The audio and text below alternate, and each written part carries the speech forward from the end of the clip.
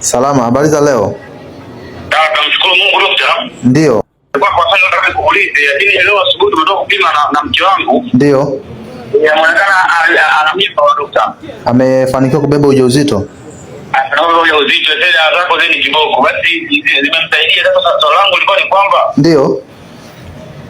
Hata aendelee kutumia zile dawa ama tuseme kwa muda. Baada ya kupata mimba kayo.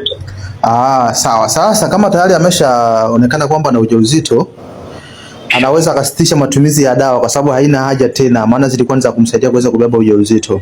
Sawa dokta, haina shida nzima. Lakini nimetoka kidogo, basi nikirudi nitakupigia tena simu muda sio mrefu utazungumza naye. I see, sawa. Hongera sana. Unajisikiaje mke wako kubeba ujauzito kwa sasa hivi?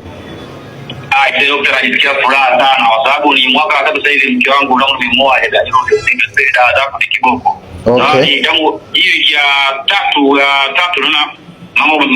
naona mambo makubwa mazuri katika maisha yangu. Okay. Nashukuru sana.